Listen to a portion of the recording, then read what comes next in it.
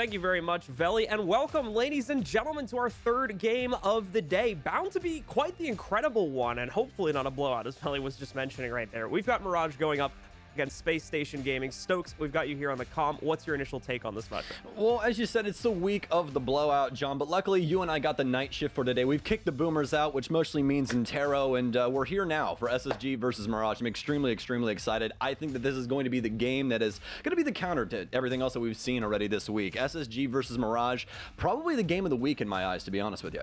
Yeah, I mean, we've got a really interesting storyline going into this one, considering we just saw Mirage play on this map yesterday and had a pretty good showing of it against Beast Coast. A 7-2 victory, a handily 1-1 at that. And it wasn't necessarily won through normal fashion of just playing these standard strategies and showing up with individual performances. In fact, individual performances weren't so much the thing that pushed them over the edge. It was, in my opinion, much more inventive play within the map itself that we were seeing come out of Mirage to give them so many different rounds. And I'm going to be very curious to see if they're able to pull off some of that stuff against Space Station here today. Yeah, this is going to be a very big challenge for Mirage. I don't think that they've truly been tested as to what the caliber of play they are at is right now, and I think that SSG is going to provide that. Looking through the maps that SSG has played recently on Cafe, obviously we all noticed something that's huge. This team obviously hasn't played Cafe yet, with Hot and Cold in, and obviously with the roster and how it's changed up with their roles. The last time we saw it was SI, and that's when Canadian was playing, and previously it was Luke. So lots of changing going on there. Not too much history on this map for SSG right now, which could be some problems for Mirage inside of this one. Now, with that said, of course, there is the big question lurking, and with regards to how much Hot and Cold is going to be contributing with regards to his former knowledge on Mirage's inner workings. But with that said, takes us right into our community poll question. With these two teams having one interesting link, we want to know from you guys, will Hot and Cold be able to take down his replacement in courts? Let us know over on the social channels, whether it's the Twitch chat, our Twitter account at R6esportsNA, or one of the other many platforms where you can submit your vote. Feel free to let us know between those two players. Once again, it's Hot and Cold from SSG and Quartz from Mirage. Well, the results and whether you guys were right or not with Veli and the desk a little bit later on. Well, John, SSG, Mirage, man, we're getting right into it now, folks. The S button has been selected. Cafe launching right now. But as I was talking about, both of these teams coming off of some pretty darn large victories. Not in the sense of the teams that they necessarily beat, but in the sense of score line, where we see a 7-2 for Space Station on Chalet, and also, obviously, Mirage winning out 7-2 as well on Cafe yesterday. And what you were talking about, obviously, with Hot and Cold switching to SSG from Mirage, Quartz coming in. He knows a lot of the inner workings with these teams, but we haven't seen too much history of Mirage on Cafe either. Do you think that this is something that they've more than likely changed up as well? You know, they kind of have a spy on the other squad. Now, it's certainly a possibility, and we're going to have to wait and see, because Mirage looked really well-rounded on this map yesterday. Like, they had been more than ready to jump into it for quite some time, so it's really going to be up to SSG with regards to how prepared they are to play into it. Now, the bans, not too surprising. Everybody be freaking out about the Flores ban, but we've seen how prevalent Flores has become just within the first 4 or so Playdays that we've had at the NAL. It's no surprise if you've been following that, the reasons why he's going to be banned out, just because of the amount of utility clear he can provide, specifically in this map. Thatcher kind of goes without saying. Watch any of our VODs from the past 9 months, and we'll explain that again for you. But you can probably go back 2 years, honestly, and we'd still explain it to you. Meanwhile, on the defensive side, Mira is going to be the first one to get knocked out of the pool. It's pretty much the same thing there. That's been the case for a while. And Valkyrie, with so much outside play and repelling those cameras, if tossed outside, could be a real nuisance. So let's just remove that possibility entirely, not to mention where they can come into play inside the building.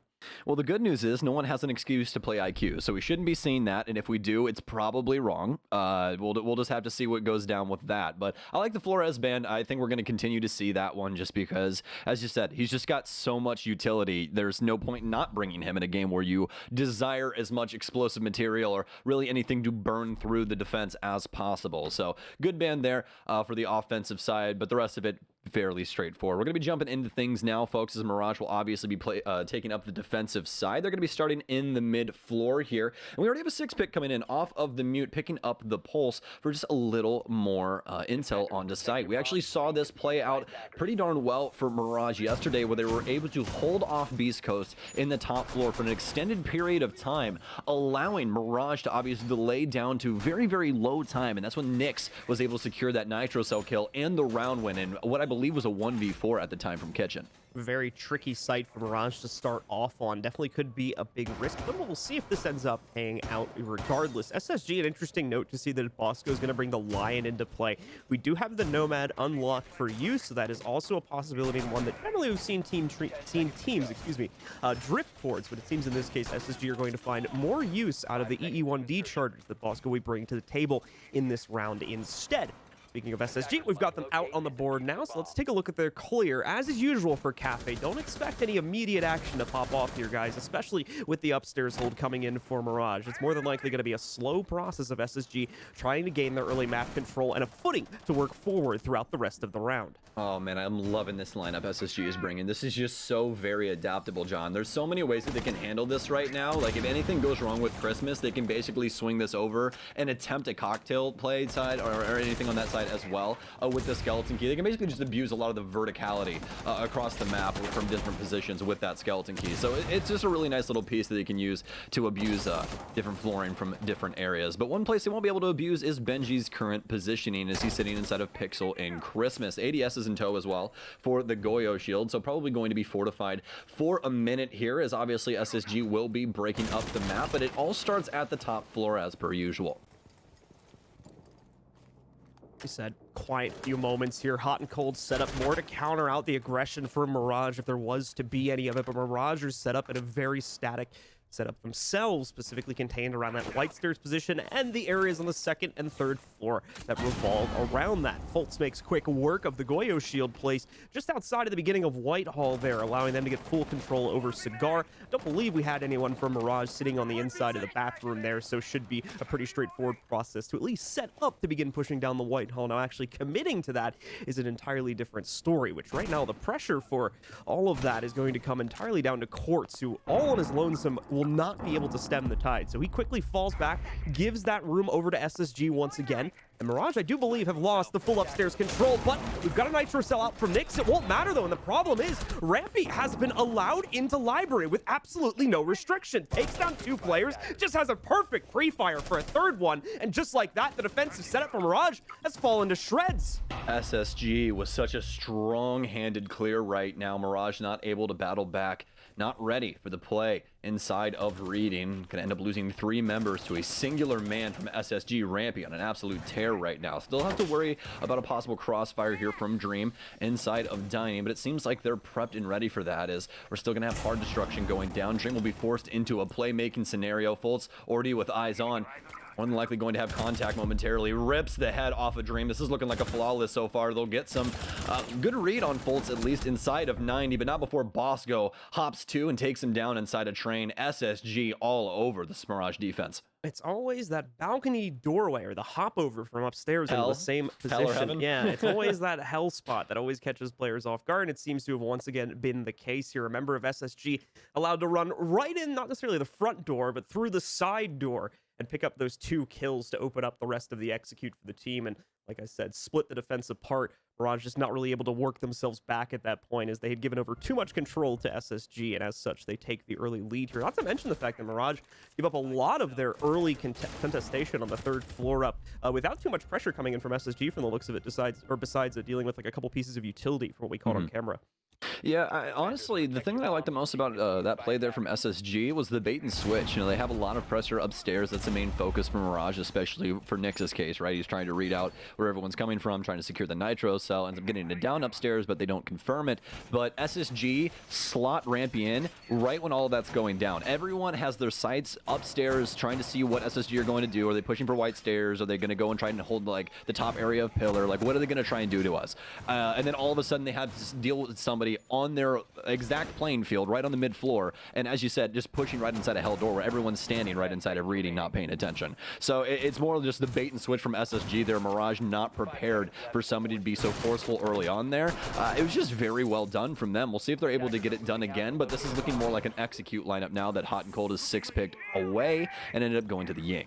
Yeah, so Ying going to be adding quite a bit of a chaotic element to this. We're still going to be seeing the line play coming in from Bosco as well, so that good capability to hunt down any early players, but moving around a bit for Mirage, not to mention act as a nice mask upon execute to try to freeze the Mirage roster when they do start to work their way in. Wasn't even really needed for the most part in the last round either, so we haven't really had to test the breadth of that utility usage yet from SSG. Hopefully we'll get to see that inside of this round, though. But once again, things we're going to be expecting to start out pretty quietly here. I say that, but we go over to Quartz's POV, and he's got the Skylight Peak angle. Unfortunately, not going to be able to find much from it, and does get pushed back to the hatch drop just above Cocktail pretty quickly, as he'll be sitting here waiting along with Benji for any sort of possible picks that they can get before being forced downstairs again. Oh, SSG?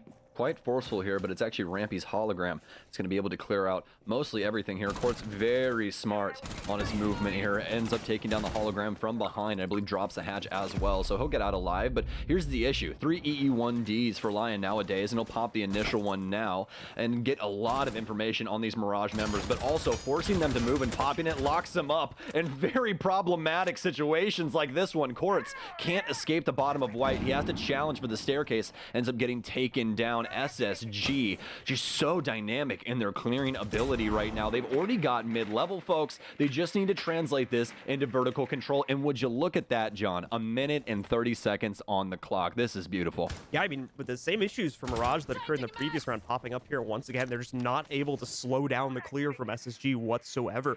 They don't want to take a direct gunfight either. As we've seen the results of those so far, things are just not panning out very well for Mirage. Quite a few of their players getting forced out into the open, into not easy places to be able to try to win these out, and as a result, SSG are constantly pushing ahead and getting the picks like we just saw versus Quartz. Now, so far in this round, things haven't gotten completely out of hand. It's only Quartz that's gone down. Not to mention situations like this, where Benji, as well as some of the other members of this team, have been in great positions to set up for pre-fires, but they just haven't been able to execute upon them that well as of yet. In these next few moments, though, we could start to see that ring out much more clearly. SSG are starting to run a little bit lower on time, and they might not expect positions like this from Dream, who, once again, unfortunately, it's a great angle onto Rampy, but only knocks off half the HP.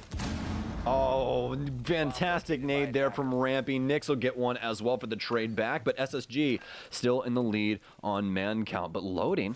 A heck of a play right now. Actually, inside of VIP, has an opportunity to take down Rampy. He'll take one. Has to worry about one in booth still, though. And he's not aware of that. Folt simply stands up and takes him down. Coat check player now is next on the list. That'll be Benji. Nyx, the last one alive inside of sight on very minimal time. Big deal right now. Does Benji go unchecked? He does not. Bosco with the swing, ready for the prone angle as well. Now Nyx locked into the 1 versus 3, and he's got the full breadth of his kit as well. Gets the initial frag, but overextends himself on the angle. Doesn't have enough mag inside of that SMG-11 to handle the situation, and well, Zofia so very good at the back of bunker. That's 2 rounds there for SSG. Bosco taking a quick L on that final duel there, just to make sure that they can secure it when everything is said and done, as their last player picks up that last kill there. Great stuff from SSG. Definitely a little bit more bumpy as Mirage tried to slow things down once they were finally pushed into those first floor positions. But once again, as I was mentioning in the mid round, not really able to accomplish much. And to be fair, in that specific round, they're not a whole lot set up to allow them to do so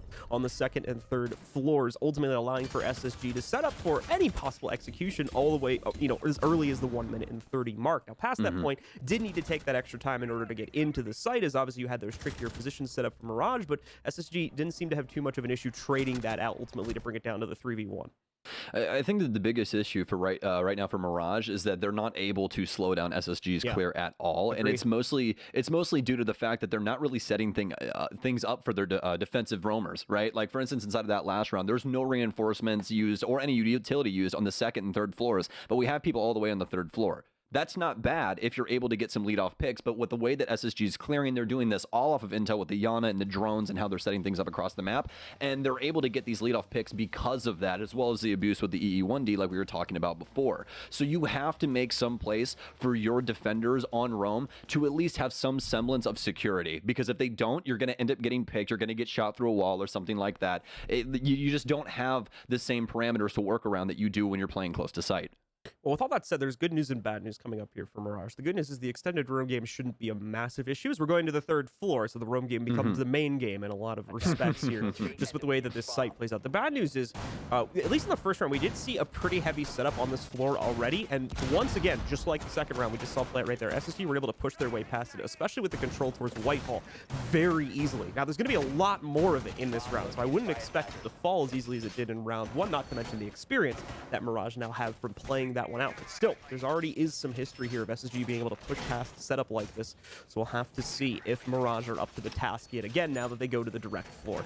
Oh man, this is a little bit of a throwback, not necessarily the same strat, but I always love when we see these shields inside of Freezer. We haven't seen them for a little bit. Some squads still running them, but it was a really big deal to play this position a while ago with ADSs, but it started getting like kind of pushed out of the meta because people just started going underneath and breaching charging them. So we'll see if you know, SSG is able to find that and get an impact or something there, but it's a really solid position. You're able to cover the cross from Ticket for Christmas as well as Cigar. Like, no one can go in there without, you know, catching a burst from a Vector or something like that, and it's just a great supporting angle for your Pixel player as well. So we'll see how that works out for Mirage, but besides that, very forward in what the overall game plan is. They're really not showing too many other cards besides, hey, we're gonna play this inside of a turtle and we need to try and burn out that utility and just play those aggressive angles when we can. SSG now out onto the field, and they're already starting to dedicate some utility, starting to run into some of the initial obstacles. So you're going to see some of that utility start to get in the way of SSG's clear. SSG very well aware and, more importantly, prepared for this, so they'll watch all necessary angles. You can see their Bosco just getting prepared if there's going to be any shenanigans on the hop out from White, and a member of Mirage actually going down. Thinking Nade already in the site, halfway committed to a plant right now. He's either allowed to walk directly around New Balcony or drop the hatch. Now, he did go down, but the problem is Rampy is still tearing players apart. He's gotten 2 kills. Quartz comes in on the red flank, taking down one on his own, but look at this. Only 1 player up now for Mirage. It's just Quartz versus Hot and Cold and Bosco. Thinking Nade and Rampy both down on the ground as well. This is some insane chaos going down right here, and Quartz can't even get back into the site. It's the Skylight kill that takes him down, and SSG claim yet another one. See, that's the difference from when you and your friends do that in ranked and when professional players do that. There's still 2 people, one on roof and one on a supporting angle on rappel all the way across the map that are all dealing with Quartz. Oh man, SSG. You know, I say dynamic a lot when it comes to these teams and the way that they work things, especially when they're running an overall lineup like this. I really like what SSG has been doing here. But these guys just mess with this pacing so very much, continue to keep this defense guessing. They don't know what's right and what's wrong, what's up, what's down. They have no idea where they even are right now. I mean, I spent 40 seconds telling you about Freezer, and it didn't even matter. They just smoked it, jumped into Skylight, which is like the dumbest thing you could do, hop over long bar, and threw a plant down. That's really what happened. That's really what happened. SSG simply played the angle game better than Mirage did. They set up just like that in a snap and immediately started picking off Mirage members. And it was really all that bait around Nade. He didn't even get the plant down, if you guys saw, because Mirage had to obviously counter that. Quartz runs downstairs with the Nitro Cell, but that baits Quartz all the way downstairs to do so. They clear out the entire site while he's downstairs, all because he had to stop Nade.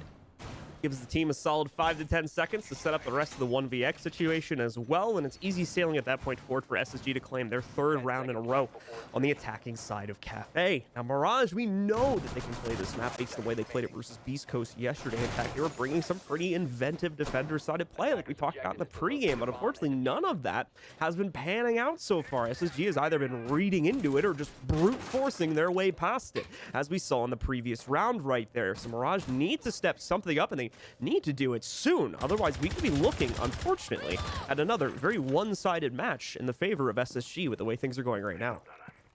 And yet another 6-pick coming out here, an adjustment from SSG, no longer running the Yana. Feel like they've got enough traction with the drone game that they got going right now. Instead, going with the Maverick, and this is making more sense as to why, as we're starting to see the push come together here for them, although quite early on as of right now, but mostly focused on a bakery take.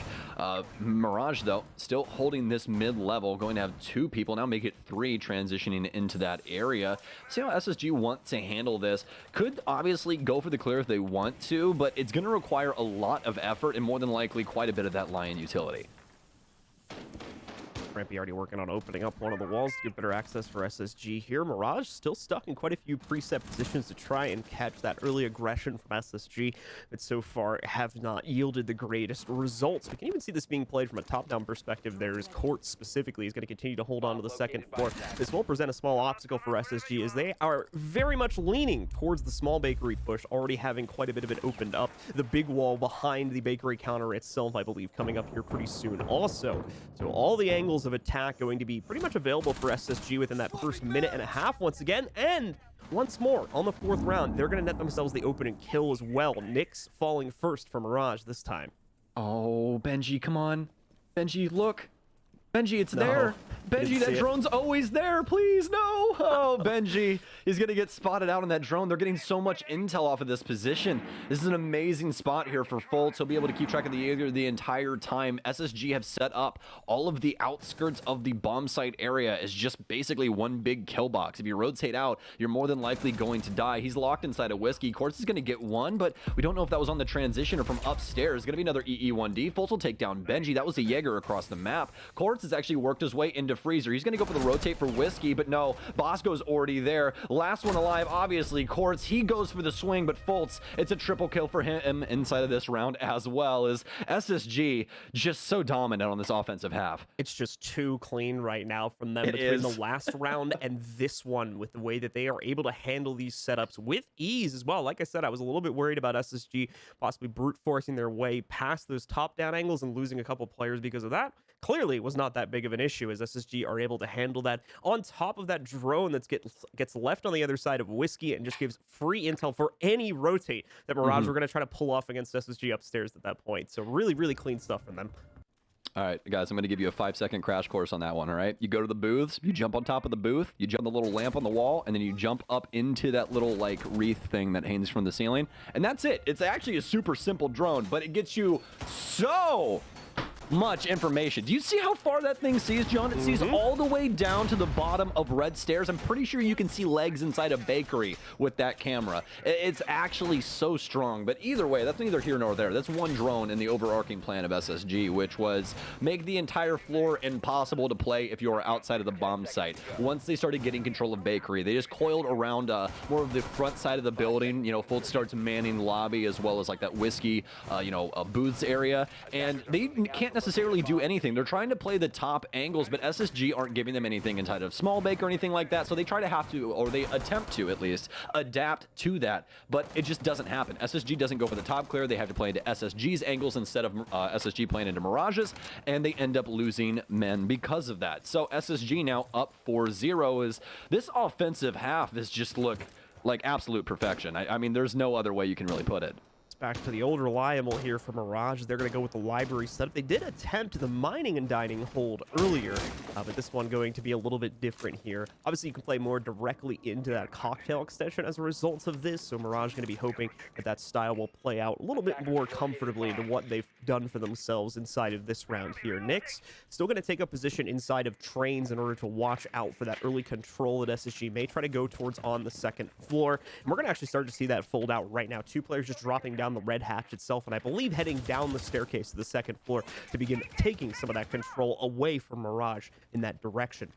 Let's see Fultz contributing to that right now. He's already reached the bottom of those stairs and has an angle on to 90. Nyx won't be challenged for at least a little bit here, as I believe SSG are still on a bit of a fact-finding mission. Once again, they're not meeting too much resistance in these couple of seconds, as I've talked to death about at this point.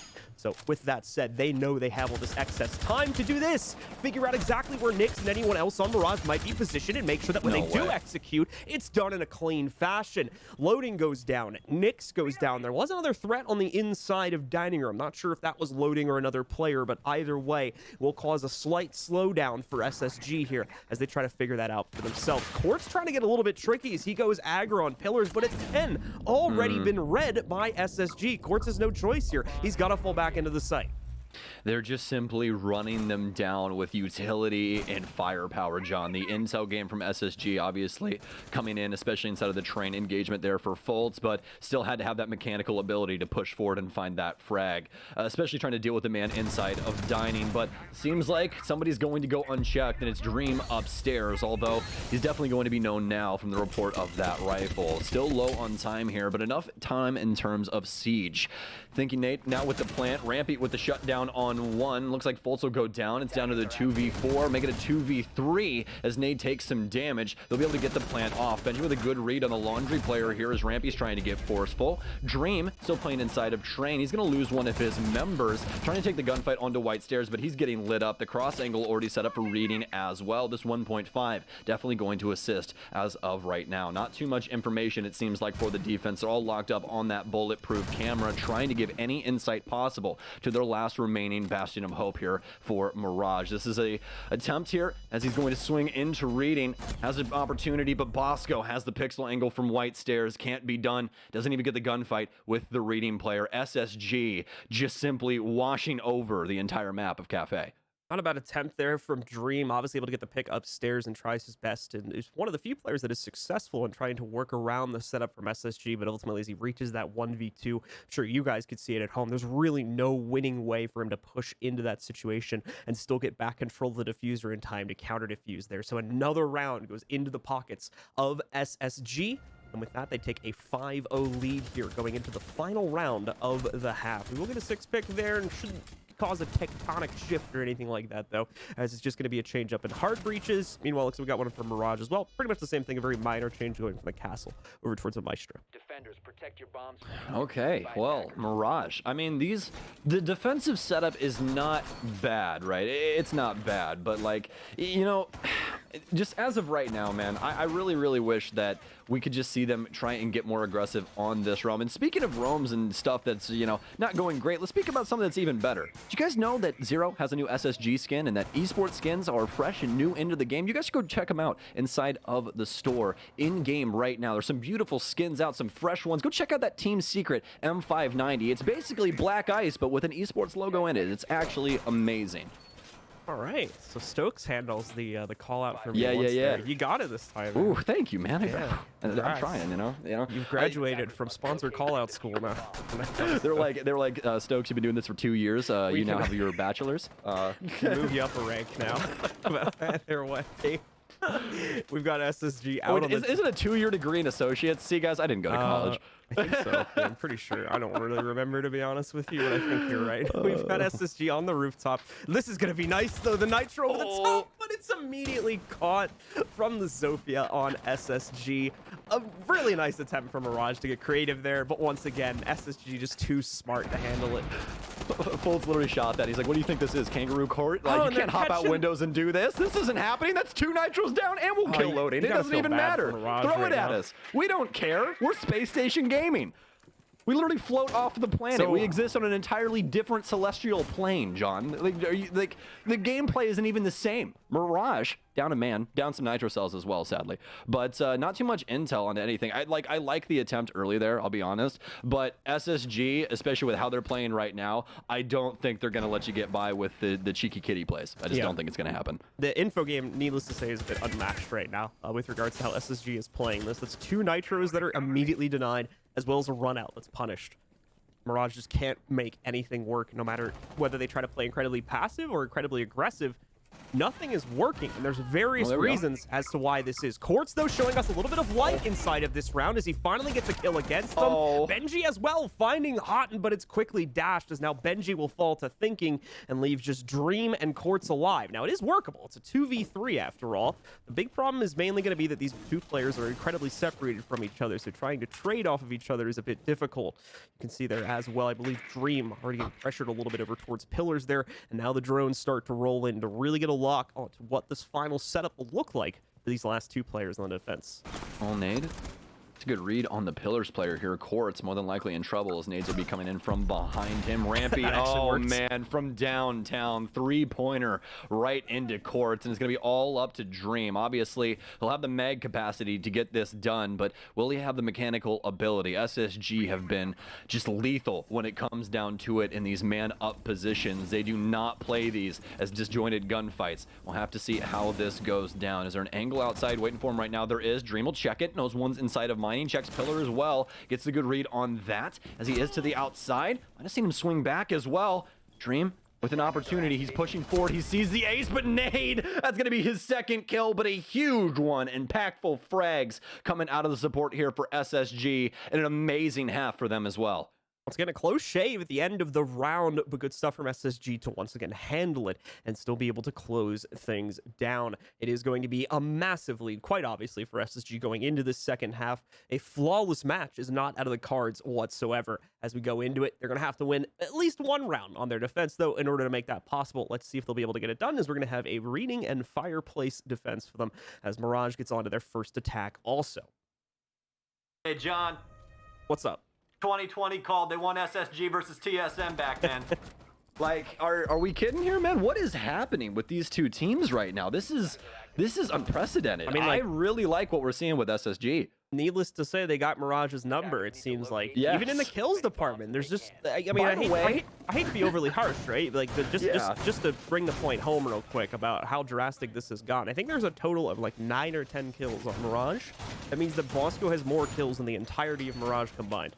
I was just about to say that, but I was about to say, did you notice that like this game really hasn't been a struggle? Like, it's been a struggle for Mirage, right? Obviously, but it hasn't been in the sense of like they've been just eviscerated. Like, they're getting clean cleared and stuff like that. Like, SSG is doing things proper and really taking it to Mirage. But Bosco is just calmly going 11-1-2. Yep. Like he isn't like rushing into sight and like nothing, man. He's just holding supporting angles as Lion, and it's like just another day in the office, man. He's not the only one. Look, Fultz is 8-0-3 right now. Rampy is 8-3-1. So it's not even just Bosco doing this either. Rampy, how dare you have almost a 2.0 KDA? I can't believe it. Cannot believe it. Lycan better be talking to him.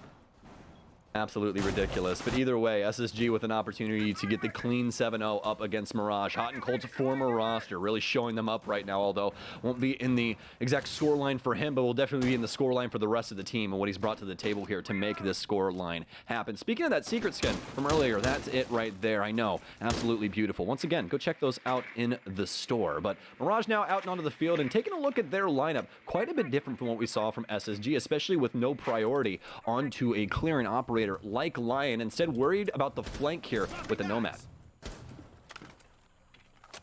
Gonna be quiet in the early days here. Mirage probably going to be taking a very timid approach to any sort of early action, would be my guess, inside of this round, just because of how much they've been outmatched in the individual 1v1. Switching sides is not suddenly going to change that factor for them, not to mention the fact they really don't have much of an idea as to what to expect with regards to SSG's defensive setups on this map, because of what Stokes mentioned in the pregame.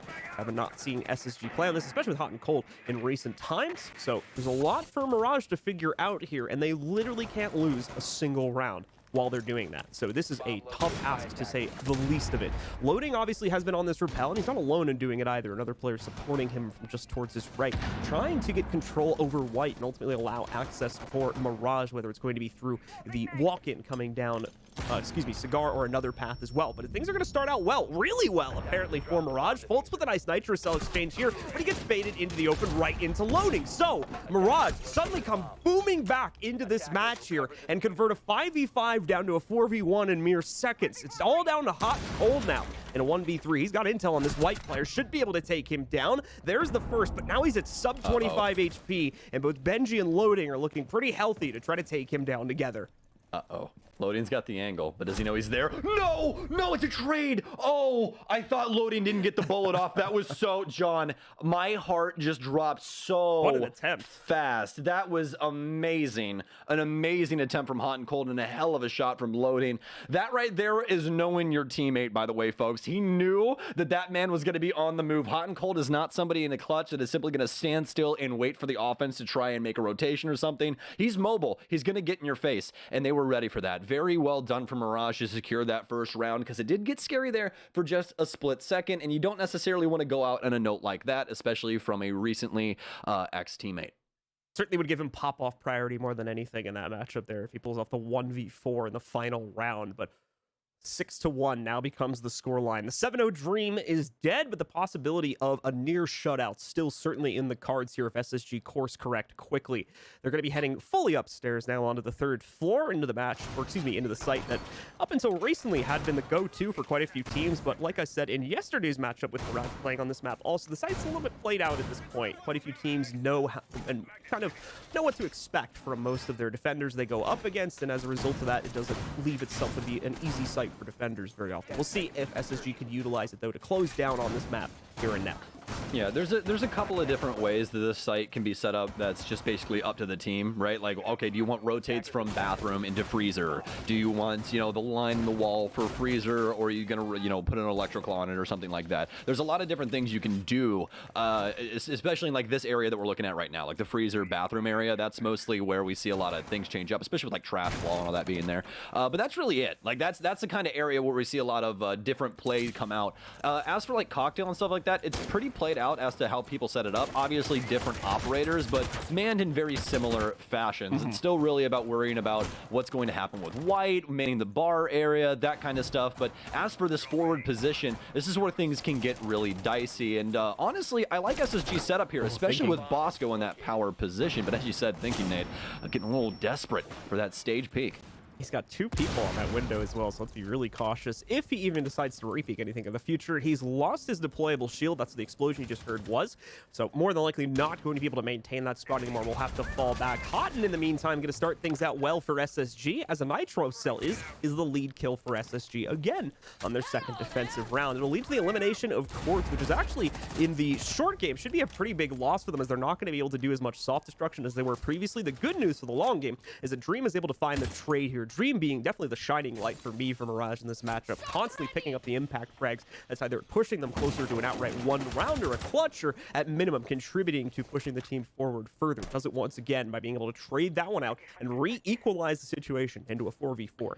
And losing that skeleton key goes back to what we were talking about earlier with what you can do with him, especially on this bomb site, in most particular out of all of them. This is usually where we see a Buck utilized for a cocktail take, and now that they've lost that skeleton key, well, they've lost the key to actually getting in here. It looks like SSG are fully prepared for the breach and clear as Nyx goes down. Flip from bolts. He can't clear out the second one, though, and trades start to ensue. Hot and Cold hopping 2 inside of Cocktail. He'll take down 1. Loading trying to get forceful, but he's getting read out straight off of the Evil Eye info. Oh no, overextends himself. Rampy ready for that one. It's a 1v3 now for Benji. Notice the positioning of at least the smoke player. He's got plenty of time as well to work this, but I mean, this is extremely desperate as of right now.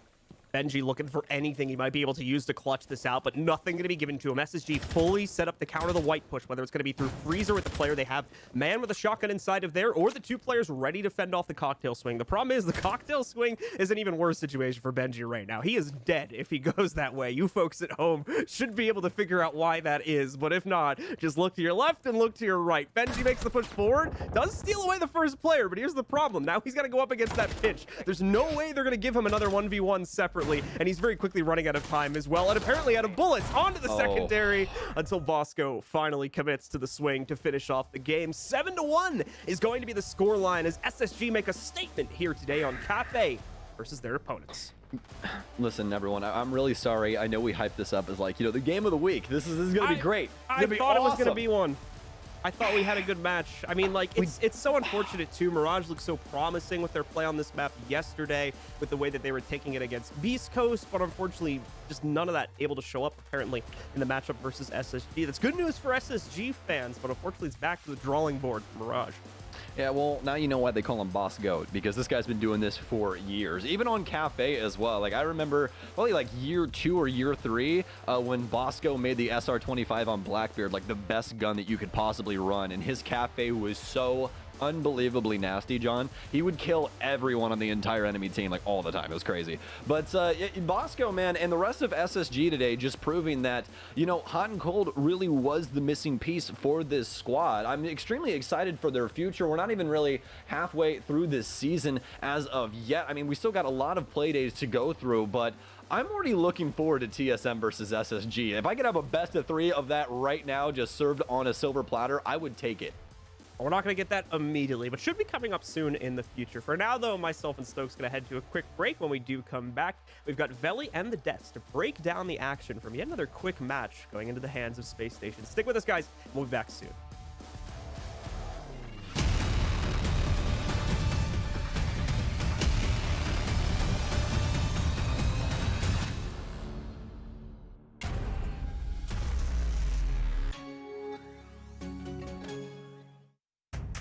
What does it take to call next?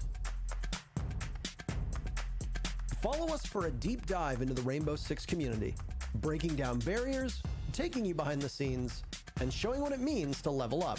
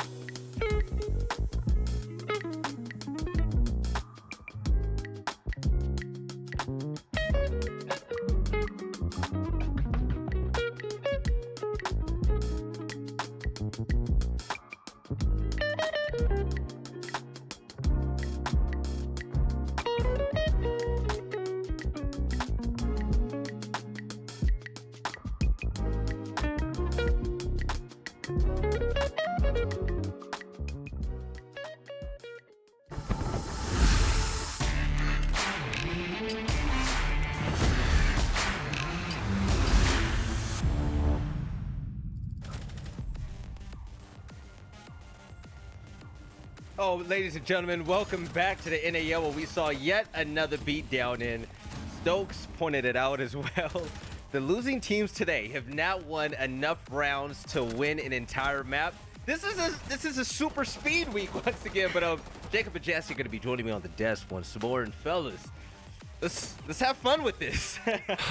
I wanted this to be close. I really did. This is a game that had a lot of implications, I think, for later in the stage because it's two teams that have a lot of momentum, especially Mirage. And then SSG does this. Attacking adaptations are off the wall. They don't even need thinking need to do anything up until round 6. He was 0-0-0 up until that point. What does that happen? SSG are firing on all cylinders in a way that makes their loss earlier to Dark Zero a couple of playdays ago almost look like it never happened. Yeah, I'm wrong in my predictions. I'll admit that. Space Station blew them out of the water. I mean, they really did seem to know exactly what they were doing here against Mirage. Looked so much more composed. The entry stats were insane. I mean, they were all over Mirage, and they really didn't have control over this game for even a single moment. Mirage, like, sure, they won a round, but in all of those rounds that they lost, there was not a single moment in those rounds that they actually looked like they were in control. Just like the game, there's no positives with their stat line. Mirage all going negative, and that has to hurt with the 1-7 loss against the boys from Space Station Gaming. Bosco leading the way, the player to watch, 12 kills, 3 deaths. and an 88% call snip. That's not enough. He's perfect when it comes to opening kills. 1-0 there as well. We're starting to hit a theme now. The players to watch and the players that we're calling out are having a field day right now, fellas. And talking about a field day, Jesse, Space Station Gaming's entry game is looking so hot right now. This is the Faults and Rampy from stage 1 that we haven't seen at all so far in stage 2. Faults and Rampy on their entry duo combo, unbeatable. And I really want to give credit to Space Station because I think it's hard for, for two players to consistently be so good in this one role together. It's not just Faults, not just Rampy, it's both of them. And I think what we learned, and maybe what Nick's learned as well in Quartz, is that it's a large part due to those drones. Yep. They just swarm you. I mean, there was one round number 5, where Nyx is like playing inside a train, and he's got to shoot like 4 drones, and then like there's just players on him all the time. And so I really want to give props to Space Station for getting those opening picks. But I do want to criticize Mirage a little bit for letting those opening picks spiral as much as they did. It often felt like that first kill would go one way, and following that there would be no call, right? Like Rampy would be in for that first round, for example, runs and reading, and really it doesn't seem like the rest of the team actually knows what's happening. I'm assuming that's because the calls aren't being made. Whatever it is, it definitely seems like there was a bit of a lack in coordination there, and just the speed that Space Station Gaming can run in with those opening kills was really impressive that game. I mean, when your name is Faults and Rampy, you have those two on your team, opening kills are going to be as easy as ever. I believe they were 5-0 on the day. But Jacob, you also think SSG on attack were looking sexy, man. What you got to say about that? Yeah, they were. I felt like if anyone was going to adapt in this game, it was going to be SSG. But they were fixing some things that weren't working even before they were losing rounds and figure out whether it was going to work or not. They had Hot and Cold bring a Ying on one round, realized that on the execute they were going for, it didn't work out. The Ying was very ineffectual. So they say, all right, we're going to take him off the Ying. We're going to put him back on a Buck. He's going to play more of the vertical soft breach role. And then at some point later, they ended up still bringing a Ying. They put Rampy on it around, I think it was like round 4 or 5, and they still catch Mirage completely off guard. If there was going to be any team making adjustments, Space Station had a way to do it so quickly that they could do it mid-round, or they could save themselves and then come back once the round was over and be like, okay, we won't try this again. We know that almost failed us. Let's go for something different. And it's just consistent adaptation over and over again. They were so good. Somebody said it. I wish it was a best of 3. Yeah, that game was like separating the boys from the men. It was a beatdown. It was a slapping. But man, I know Mirage better come back with that fire next time we see him on screen. You guys are going to get that slander too if this happens again. But we actually have a community poll question.